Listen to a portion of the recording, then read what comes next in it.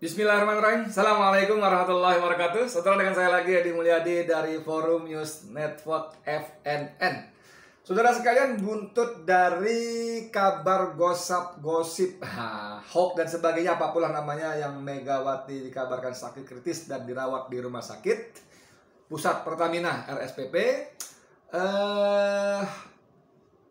Lumayan seru ternyata ya. Kemarin Mega sudah tampil sehat walafiat, saya juga sudah membuat videonya, dan Hersu juga sudah membuat breaking newsnya. Hersu lagi, sorry. Jadi sebelumnya Hersu Beno Arif ini termasuk yang awal, katakanlah berita eksklusif lah tentang kondisi Megawati ya. Tapi karena itu kemudian beredar video ditonton sekian ratus ribu. Saya kemarin bikin dia ditonton kira-kira 13 atau 19 jam lalu sudah 323 ribuan yang nonton. Banyak sekali ya. Dan itu dianggap oleh sebagian orang PDIP sebagai penyebaran berita hoax. Ngeri ya. Ini ada beritanya, sebarkan hoax Mega sakit, GBM akan laporkan Hersu Beno Arif ke polisi. Iya, ini ada gambar Hersunya dengan latar belakang thumbnail Megawati koma, tanda tanya. Ini judulnya, sebarkan berita hoax, sebarkan hoax Mega sakit, GBM akan laporkan Hersu Beno Arif ke polisi. Oke, saya bacain ya. Wartawan senior Hersu Beno Arif akan dilaporkan ke Bareskrim Mabes Polri atas penyebaran berita hoax Ketua Umum PDIP Megawati Soekarnoputri sakit dan dirawat di Rumah Sakit Pusat Pertamina.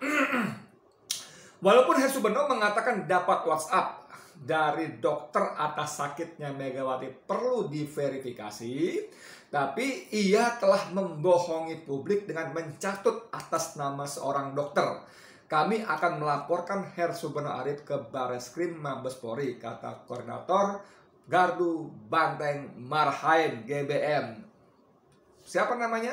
Sulaksono Wibowo dalam pernyataannya melalui email ke suaranasional.com. Saudara sekalian, ini paragraf ini ada beberapa kesalahan fatal. Pertama, Hersu Beno tidak pernah mencatut nama seorang dokter. Tidak pernah. Saya nonton berita, saya nonton tayangan Hersu Beno dan tidak ada.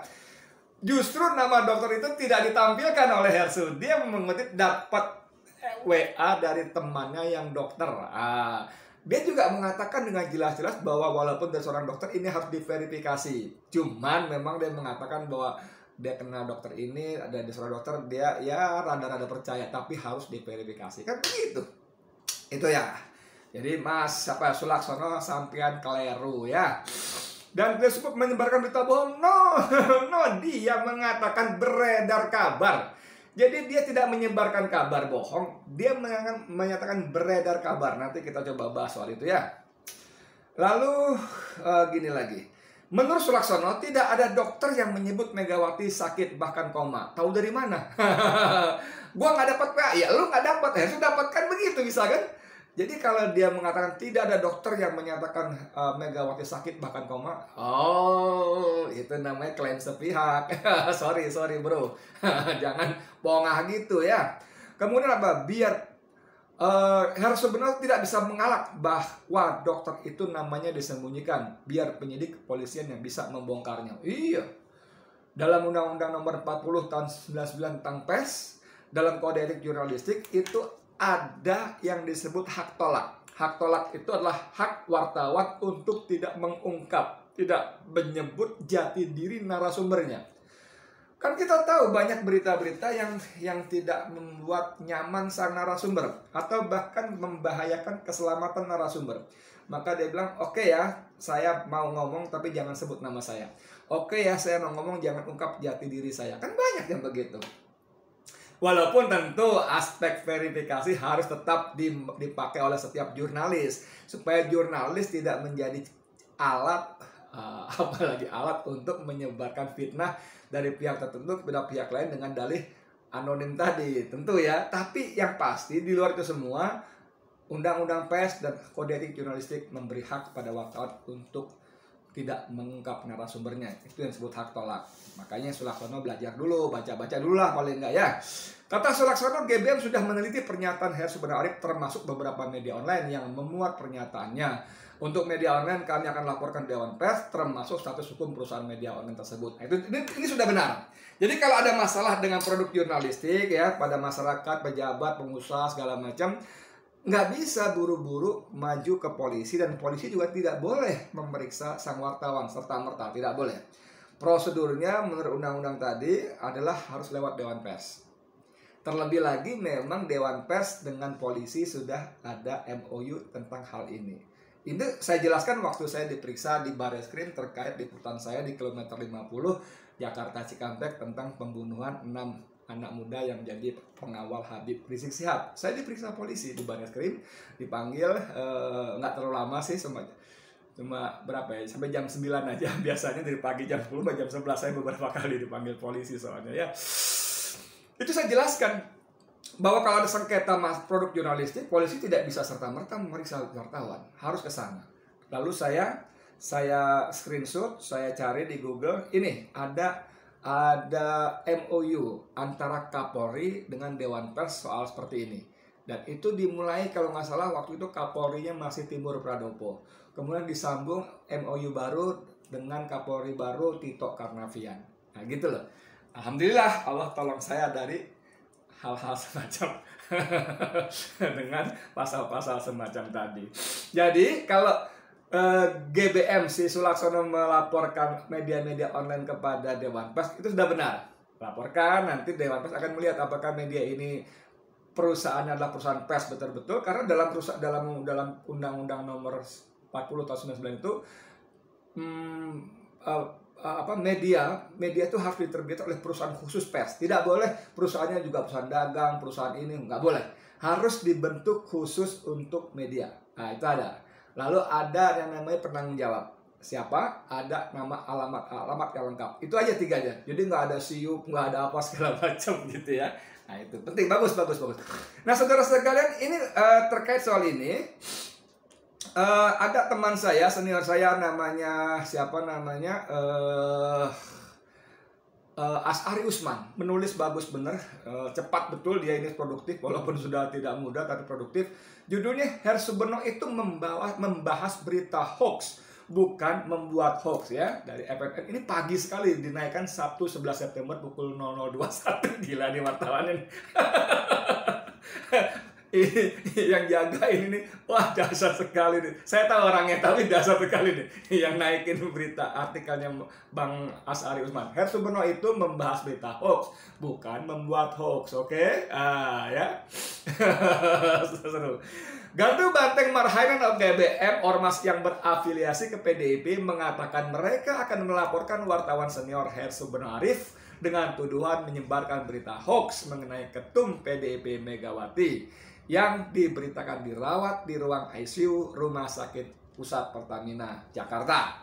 Dalam acara Hersubeno Point edisi 9 September 2021, Mas Hersu, panggilan akrab Hersubeno, membahas rumor tentang Ibu Mega yang diberitakan sedang sakit berat. Wartawan FNN ini menguraikan kronologi rumor yang dimunculkan oleh entah siapa. Bang Asari, saya juga nonton videonya Hersubeno ini, dan pada waktu itu saya buat juga akhirnya podcast tentang Mega based on postingannya, podcastnya Hersu ini. Dan saya juga nonton dengan sangat bagus Hersu sebagai seorang jurnalis yang kredibel, yang profesional. Dia mengatakan bahwa dia dapat informasi WA dari seorang dokter, dan dia menjadi tanda kutip ya agak percaya karena informasi dari seorang dokter. Tapi meski begitu dia tegaskan lagi harus diverifikasi. Ini top banget. Dan memang seperti kata Bang Asari Usman ini, Hersu memaparkan kronologi keluarnya rumor itu. Jadi seperti judul artikel Bang Asari Usman ini, Hersu tidak membuat hoax. Wahai Sulaksono GBM, Hersu membahas berita hoax. Anda harus bedakan itu. Kira-kira ngerti gak? Membahas berita hoax dengan membuat berita hoax beda ya. HP itu Hersubeno Point ya. HP mengutip bantahan para kader senior PDIP tentang rumor Bu Mega. Ada Sekjen PDIP Hasto Kristianto dan Wasekjen Sada Restu yang dengan tegas membantah rumor itu. Diikuti pula oleh Hersu jawaban Arya Bima, juga kader senior PDIP, bahwa dia tidak punya informasi tentang Bu Mega yang sakit. Jadi apa yang dilakukan oleh Hersu itu sudah dahsyat, sudah memenuhi kaidah-kaidah jurnalistik, sudah memenuhi apa yang disebut dengan cover board side. Cover board side itu suatu kewajiban setiap jurnalis siapapun juga menulis berita, terutama yang sifatnya miring, konflik segala macam, harus cover board side. Itu harus ada informasi dari sebelah sini, ada informasi dari sebelah situ, harus ditampilkan. Itu udah dasar. Udahlah, Om Hersu dasar. Oke. Ketua GBM Sulaksono Wibowo yang mengatakan dia akan melaporkan Hersu ke Barreskrim perlu menyimak kembali dengan seksama tayangan HP yang mau dilaporkan itu. Kalau Sulaksono memutar ulang video YouTube yang telah ditonton hampir 390 kali. Ini semalam ya, semalam ya. Sekarang saya yakin sudah tembus 400.000 kali ya. Dan perhatikan betul kalimat demi kalimat yang diucapkan oleh Mas Hersu. Tidak mungkin memvonis tayangan itu dengan label hoax. Nggak mungkin, wahai Sulaksono. Tonton baik-baik deh ya. Tonton baik-baik, kata Bang Asari, simak betul-betul kalimat demi kalimat yang dilontarkan Hersu. Hersu itu orangnya kalem. Saya kenal baik karena kami sama-sama di FNN. Saya kenal baik dia juga karena kami tahun 2000-an awal sama-sama di sebuah media televisi swasta ya. Sama-sama orangnya, aduh, cerdas, cermat, cool, kalem. Kalimat-kalimatnya terstruktur rapi, tidak seperti saya yang kacau balau ini. Pokoknya Tok Markotop lah yang sebenar itu ya. Anda mau sebut bela, terang aja lo belain dia, lu kan satu gerombol sama dia. Iya, emang apa lo? Mau apa lo? Kan saya bisa bilang gitu, apa lo? Tapi yang pasti saya bicara begini bukan semata-mata bela dia. Saya hanya memberikan pendapat berdasarkan pengalaman dan pengetahuan saya di profesi saya sebagai sama jurnalis. Apa yang dilakukan Hersu seperti kata Bang Asari Usman ini adalah memberitakan berita hoax, bukan membuat berita hoax. Beda ya, dan itu tidak perlu rumit untuk memahaminya. Asal hatinya jernih aja, pikirannya bening. Itu ya. Oke, mengapa? Karena yang hoax itu adalah rumors tentang Bu Mega yang sakit dirawat di ruang ICU. Sedangkan acara Hersu Bonopoint itu justru membahas rumors yang terbukti hoax. Mas Hersu bahkan membuat dan menyebarkan berita hoax tentang Bu Mega. Mas Hersu bukan membuat dan menyebarkan berita hoax tentang Bu Mega sakit. Pak Sulaksono jelas sangat keliru menyimpulkan konten yang disiarkan atas nama Forum News Network FNN itu. Berita hoax tentang Bu Mega sakit adalah juga berita. Berita hoax tentang Bu Mega sakit itu juga berita, bro. Jangan salah. Artinya melaporkan atau membahas berita hoax sama dengan membahas berita apa saja yang bukan hoax. Kan? Inilah saudara, ada berita hoax nih begini kan dibahas. Inilah saudara, ada Jokowi meresmikan proyek ini kan dibahas. Yang satu hoax, yang satu fakta ya. Walaupun proyek yang diresmikan ngutanglah apa segala macam, amdalnya nggak beres. Ini adalah fakta, diberitakan. Ini adalah hoax, diberitakan. Gitu bro, sesimpel itu sebetulnya ya. Yang dilakukan Mas Hersu bukan ikut membagikan berita hoax itu, dia membicarakan benar atau tidak rumor Bu Mega yang dikatakan sakit itu.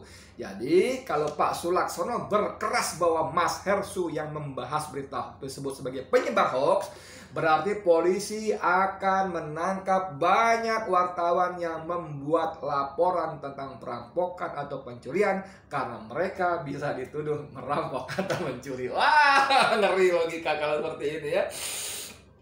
Kalau Sulaksana mempolisikan Hersu dengan tuduhan membuat berita hoax, padahal yang dilakukan oleh Hersu adalah memberitakan berita hoax. Ini penting nih poinnya. Kalau Sulaksono GBM mempolisikan Hersu karena dianggap membuat berita hoax, padahal yang benar adalah Hersu membahas atau memberitakan berita hoax, maka polisi juga harus memaksa banyak wartawan yang memberitakan peristiwa perampokan dan pencurian karena bisa dituduh juga melakukan perampokan dan pencurian. Gila kalau logika ini dipakai. Cerdas, Bang Asari, cerdas. Simple dan nampol. Simple dan nampol. Saudara sekali, ini kelakuan Bang luar biasa. Nanti dari aspek politik kita coba bahas insya Allah.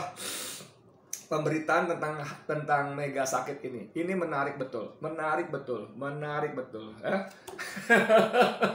Makanya kemarin pada podcast saya yang kedua, begitu ada tayangan, Hersu juga sudah membuat tayangan bahwa breaking news Mega sehat. Gitu kan. Saya juga based on tayangan Hersu Beno Arif itu, saya membuat podcast juga. Dan kalau dalam podcastnya Hersu 9 menit 43 detik kalau nggak salah itu full video Megawati bicara di sebuah acara internal PDIP. Kalau nggak salah pendidikan kader media atau apa gitu ya, full cuma depan ada bumper in aja gitu ya, intro dan penutup aja, tidak ada muncul gambar Hersu, tidak ada narasi Hersu, semuanya hanya video Megawati itu, dan saya kutip hanya 2-3, nggak sampai 3 menit, dan saya kasih judul Megawati sehat, siapa senang siapa gondok. Ini menarik, nanti insya Allah kita bahas dari sisi itunya ya. Insya Allah. Tapi pada podcast kali ini kita hanya fokus bahwa melaporkan Hersu Beno Arif karena tuduhan menyebarkan berita hoax. Oh, tentu itu hak saja, boleh. Tapi mohon maaf. Menurut saya itu menunjukkan kapasitas nalar kalian. Sorry, kapasitas nalar Sulaksono. Oh, baru cuma sampai situ aja. Dia tidak bisa membedakan hal yang sangat sederhana, memberitakan berita hoax dengan membuat berita hoax. Aduh. Itu simple. Aduh, saya kira nggak harus sarjana, apalagi profesor doktor ya. Cuma perlu kepala dingin dan hati bersih, itu aja. Kepala dingin, ya sedikit akal waras lah ya, tentu saja ya. Dan hati bersih, maka tidak akan ada cerita lapor-pelapor seperti itu. Tapi, ya sudahlah, kalian yang punya mau, kita lihat bagaimana perkembangannya ya. Tapi seperti kata Bang Asari, Hersu Beno tidak membuat berita hoax. Dia memberitakan berita hoax. Oke, saya Edi Mulyadi untuk FNN. Assalamualaikum warahmatullahi wabarakatuh.